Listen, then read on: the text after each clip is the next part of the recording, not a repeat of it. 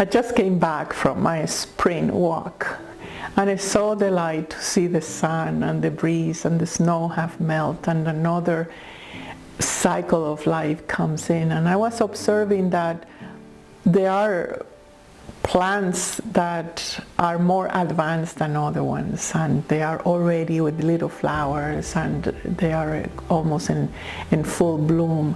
And I was reflecting in the quality or why that is, and in relation to purification. And as I observed them, I noticed that there were plants like the cold foot and the pulmonarias that are all indicating first to pay attention to the lungs and all the respiratory system. And it's so beautiful, the cohesiveness with nature and the principles of Ayurveda, because when we are entering into purification, the first thing that in Ayurveda is suggested is purify the senses, purify either the lungs, the liver, and the intestines. Those are the three main systems that Ayurveda addresses when we start purification. Now, I want to talk today about how to go about Ayurveda purification, because many of you have chose to go with the practitioner and have the doctor program where you say, okay, your dosha is in here, dosha is the constitution, and this is your age, and this is your challenges, and this is the treatments that you need. And that is wonderful, because you just need to surrender and everything is done for you. And it's a way to safely see or choose a process of resting and a process of purification.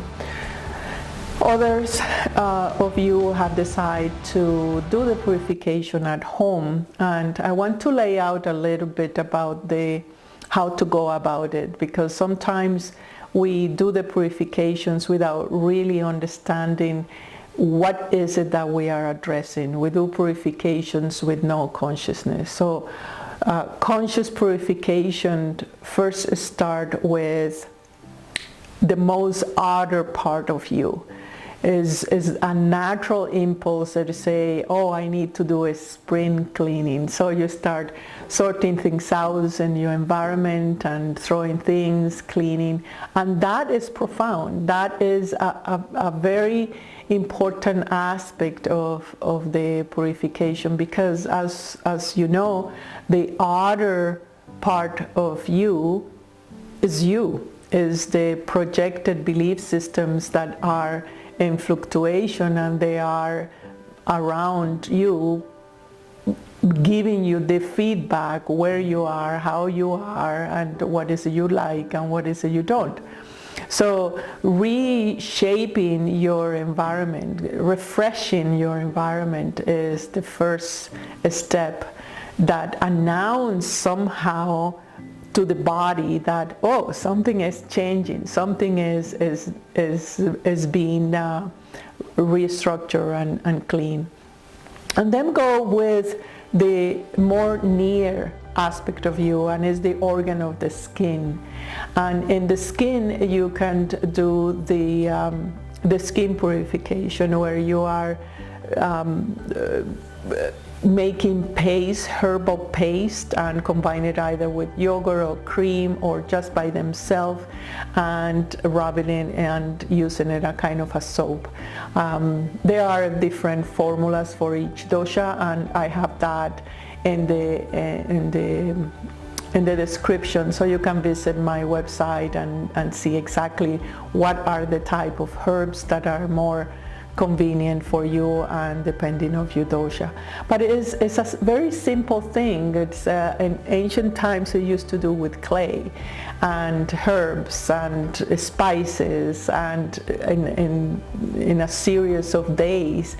And you will see great sense of refreshment, a sense of, oh, it's something that is, the skin start to breathe, the pores start to be more able to sweat and go into more deeper reception of oils, or releasing the sweat, the toxins through the pores. So that is the one way of starting your purification. The other one is to choose how long you are going to be your purification. So it's a matter of knowing that there are 3 types of toxins, and the deeper the toxins, the longer time you need to purify it. So usually in Ayurveda they separate it in certain numbers, 7, 14, 21, 41 days, depending. And the level of the toxins is just toxins that are just floating in the digestion system and the intestines, and they are just with one purgation or certain herbs, they just flush out, and this is still important and refreshing, but they are not, is not a very deep purification. The other kind of toxins is the toxins that are between the tissues. So it is for that we suggest to go into the Adhyanga massage, which is the medicated massage with oils, and they have certain strokes to push and soften the toxins between the ligaments and muscles to go towards the intestines, and then you will flush it after a certain period of time. Usually 7 times is the minimum to go with that, receiving that massage every day.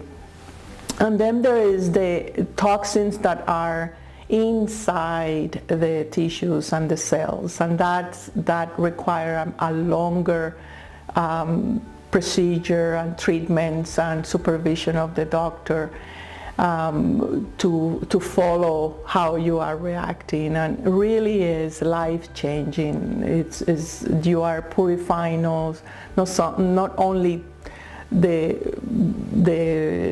toxins that we call about not digesting the food or material toxins, but also the disbalances that the mind have create, a certain rigidity that is inside the cells because of your inner positions, your stress, your way of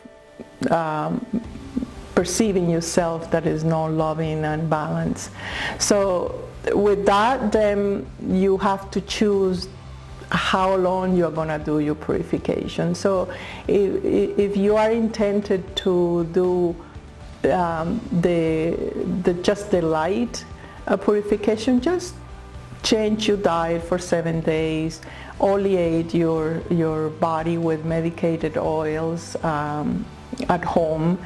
Choose the type of oil that you are applying accordingly to your dosha. Separate time or reserve time to rest and to break the routine of going and pushing and working, and do a mono diet or a light diet that is easy to digest and is supported by spices that are accordingly to your body type at that moment.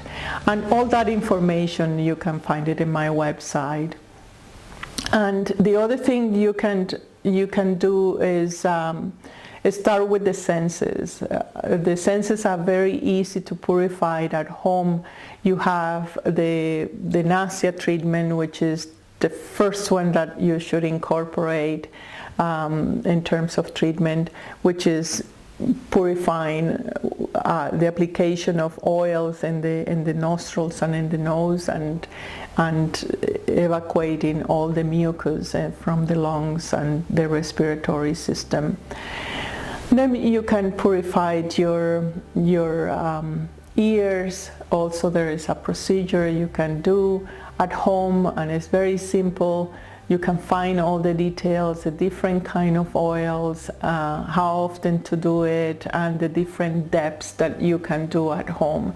So purifying the ears also pacify Vata. I feel so calming, so relaxed, so quiet.